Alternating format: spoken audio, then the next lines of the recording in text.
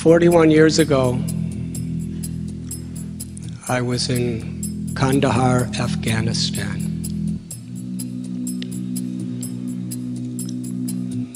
I was hitchhiking from London to India. And I was sitting on a dirt floor in a simple tea stall. There were 5 or 6 very, very poor people who were squatted down drinking tea. And I was one of those poor people. Then something happened that changed my whole perspective of life. A boy walked in, perhaps 16 years old, in desperate poverty. His clothes were soiled, torn rags. He was emaciated, thin. But what quaked my heart and turned my stomach was when I looked at his eyes. He was blind. His eyes were swollen and grossly discolored and disfigured. He carried in his hand a branch from a tree.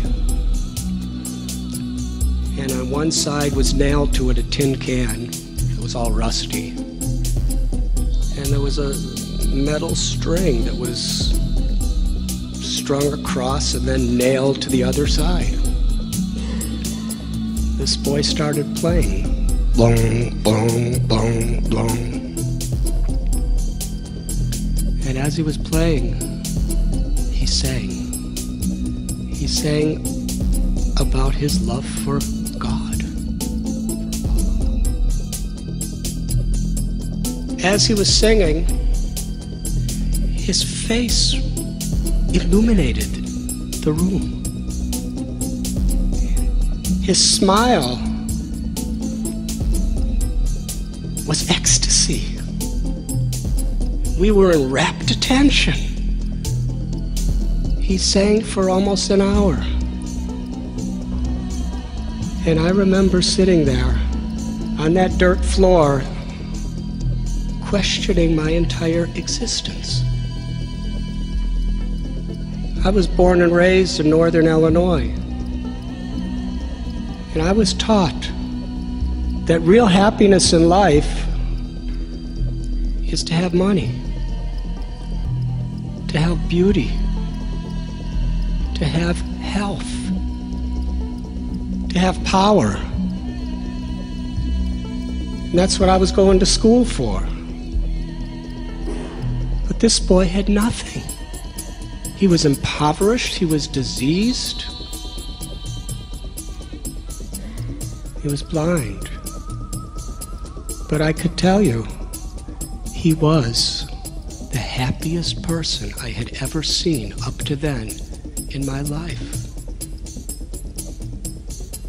And I had to question, what really is happiness? What is the purpose of life? What is everyone really looking for? It shattered my conceptions. When I was a teenager in the 1960s, I was deeply troubled. I was questioning, how could I be happy when my elder friends were being forced into the horrors of the Vietnam War?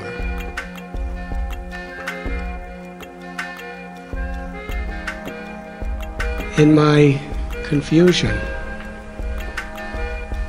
I was reading a lot of books and became very much attracted to some serious activists of the time. Dr. Martin Luther King. And I remember him writing that the irony of our time is that we have guided missiles, but misguided men.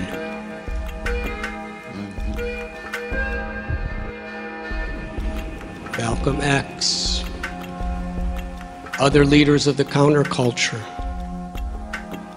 With a burning fire in my heart, I connected myself to the civil rights movement, to the counterculture. I remember being in one march with the lady associate of Martin Luther King, and bottles and stones were thrown at me by my white brothers and sisters. And I wondered, where do I fit in? I wanted to see a change in the world,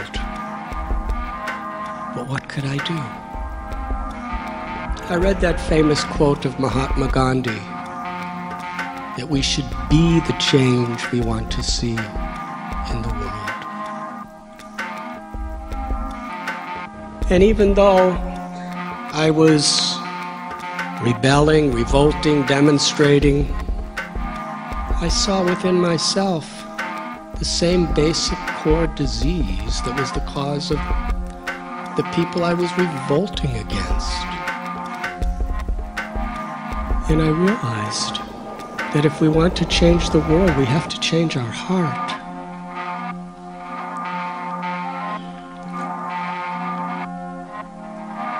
Change should have a strong foundation. It says in the Bible by Lord Jesus that if you build your house on shifting sand, then the first storm will cause it to collapse. But if we build our house on solid rock, no storm can break it. Our ideals that we hold sacred in our life, unless we have a strong internal foundation, then the storms of temptation or fear or physical emotional pleasures will cause what we stand for to collapse. And I believed very strongly that that foundation must be spiritual. So I started seeking what I believed to be the common essence of all spiritual paths,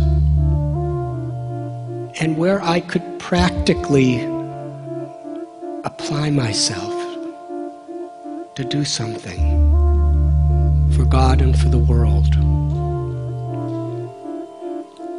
It was about that time, when I was 19 years old, that I set out to hit actually it was a summer vacation during college. My parents were happy that I was coming back, but I didn't come back. The spiritual longing intensified and intensified as I studied Judaism, Christianity, and then hitchhiked through the Middle East, studying Islam, and eventually came to India. There I came to the path of bhakti after studying many different traditions. Bhakti is the path of service with devotion as a way of expressing our love for God. There was a beautiful passage in a special book called the Srimad Bhagavatam that deeply affected me. Savai pungsho paro dharmo yato bhakti radhokshaje ahoitaki apratihata yayatma suprasidati. That the supreme dharma or religion is that which awakens loving devotional service to the Supreme Lord. To awaken within us the genuine inspiration to be an instrument of God's compassion within this world. Such service must be unmotivated by any selfishness, egoism, and uninterrupted by any type of impediment that may come before us, in order for that to completely satisfy our hearts. When I was young, I heard a statement: if we do not have an ideal we're willing to die for, we have nothing very meaningful to live for. And I understood. The strongest, deepest foundation that could create stability and integrity in any situation in this world, and the highest ideal, is love. Unmotivated, uninterrupted love.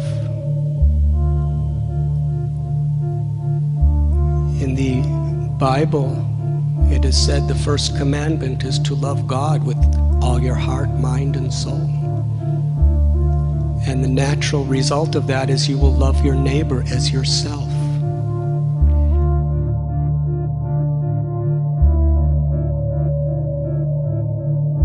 True wisdom is not simply storing data in one's brain. True wisdom is the ability to see every living being with equal vision.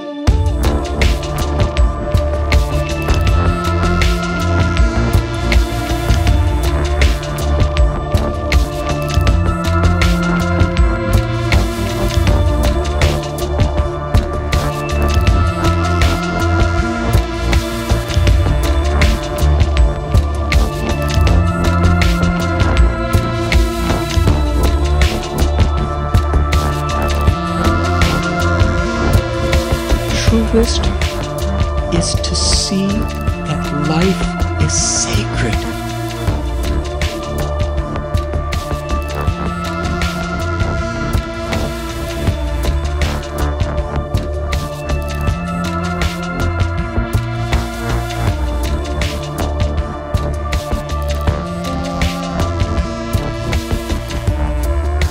That one sees another person's suffering to be my own suffering, and another person's happiness to be my own happiness. Compassion. It's the basic universal principle. Transformation of character is what true spirituality is meant to achieve within us. When we recognize the sacredness of who we are, we can have the strength to overcome every obstacle. It is not about who we are socially, what we do, or what we have. These things may change, they will change. But the real truth is we are all brothers and sisters. We are all sacred children of the one supreme truth. And to live by that principle is what the Vedas explain to be the supreme essence of human life.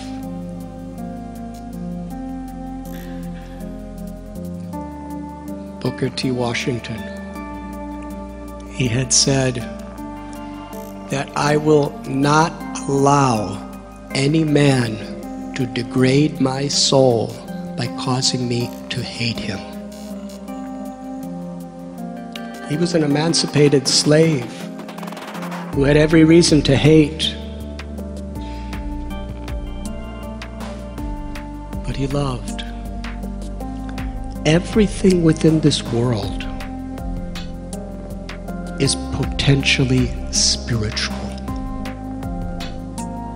According to our consciousness, everything is emanating from the one supreme truth.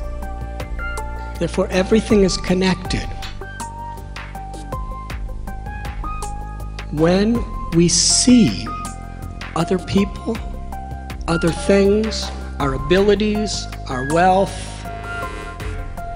as God's property, and use it accordingly,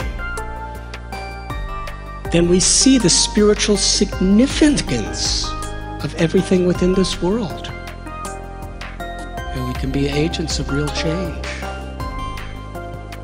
But if we see things from the point of view of I and mine, Dr. West, in your book you write about how when we are motivated by physical pleasure and property and power, it corrupts us.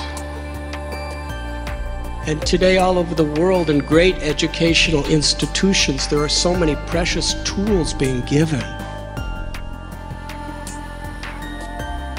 But to make real positive change within the world and find real satisfaction in our hearts, this universal principle of a spiritual foundation is so deeply important to cultivate. And compassion toward every living being is our very essence. It's within all of us. It simply must be revived, awakened.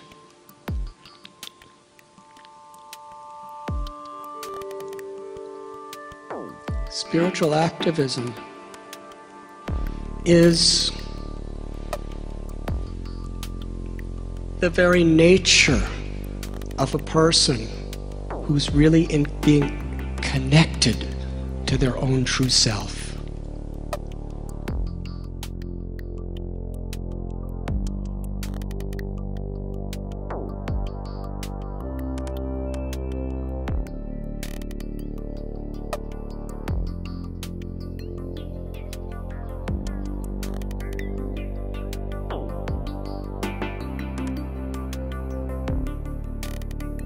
We can be empowered to care for people or to help people when we deeply, really, and truly care. Care is the symptom of love. Real culture is to honor, respect, and appreciate people because we understand on a spiritual level, we are all connected. And like different parts of the body, we all work together for each other. And there's nothing that will give greater pleasure to the Lord than that. To help people physically, emotionally, and spiritually is the greatest need.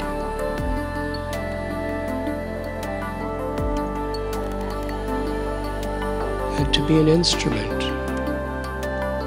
of a power that is infinitely beyond our own, the power of grace,